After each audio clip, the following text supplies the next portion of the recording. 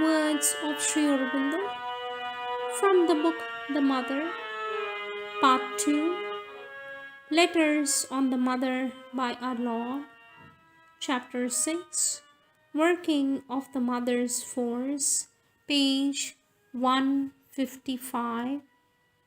New topic: Safeguards against dangers in descent.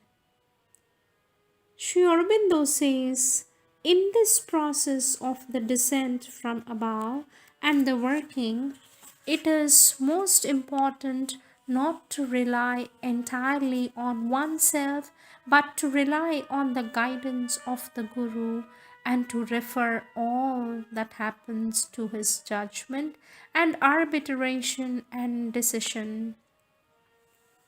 For it often happens that the forces of the lower nature are stimulated and excited by the descent and want to mix with it and turn it to their profit.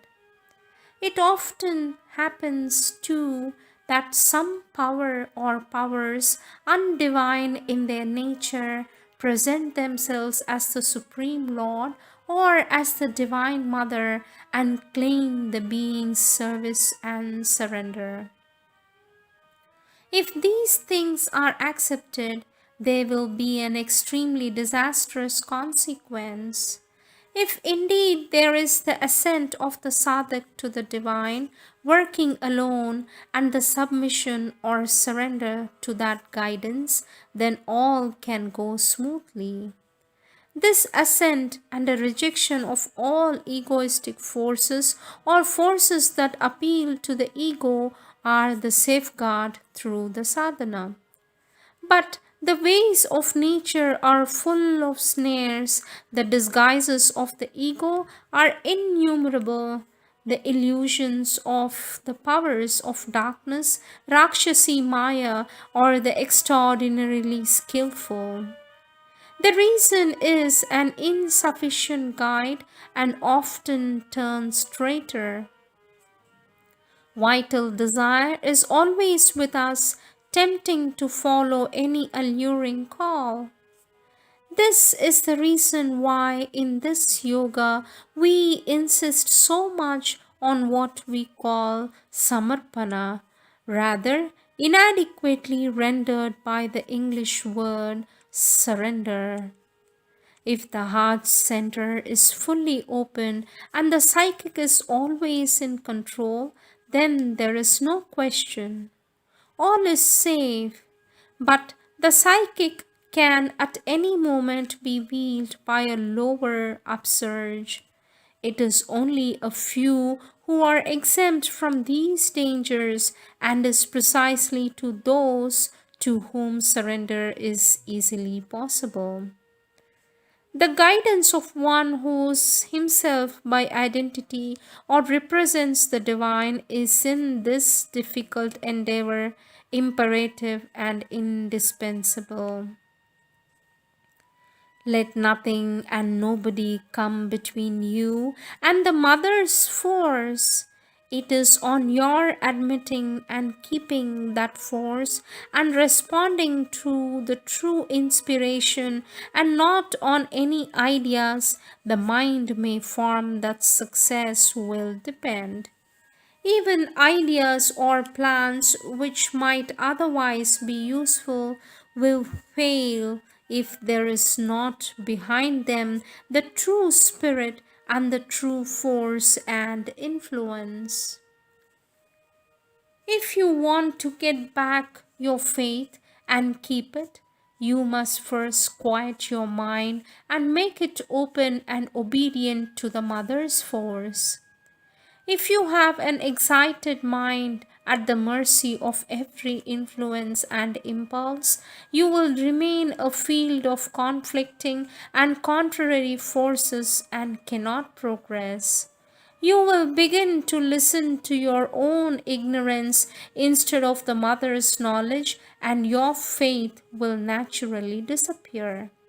And you will get into a wrong condition and a wrong attitude. March 1928. Help of the mother's force for change. It is assumed that you are capable of the change since you are here in the presence and under the protection of the mother. The pressure and help of the mother's force is always there. Your rapidity of progress depends upon your keeping yourself open to it and rejecting calmly, quietly, and steadily all suggestions and invasions of other forces.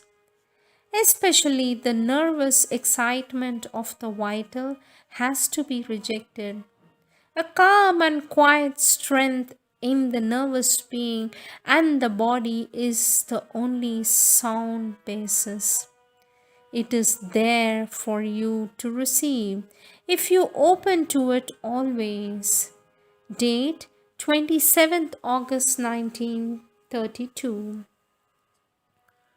Do not allow yourself to be troubled or discouraged by any difficulties, but quietly and simply open yourself to the mother's force and allow it to change you. The mother's force is not only above on the summit of the being, it is there with you and near you, ready to act whenever your nature will allow it. It is so with everybody here. Date 15th November 1936. The mother's force may do everything, but one has to become more and more conscious of one's own being and nature and what is below in it.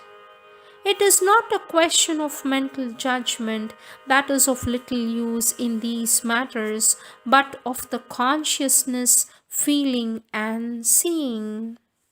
Supermind is not organized in the lower planes as the others are. It is only a veiled influence. Otherwise, the supramental realization would be easy. Date 22nd May 1934.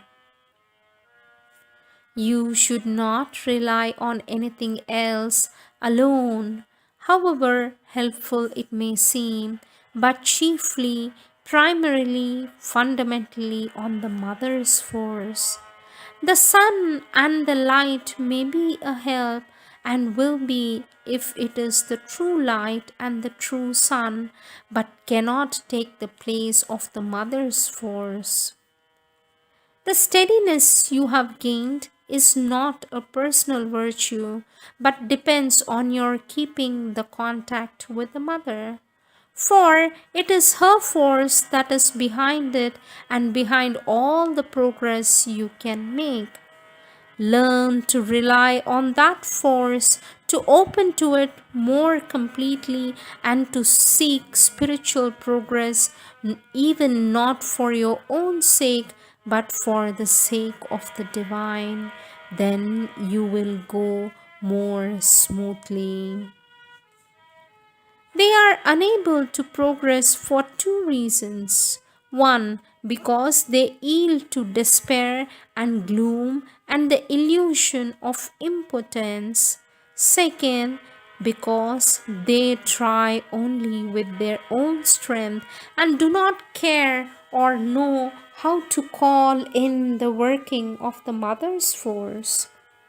Date 10th June 1936.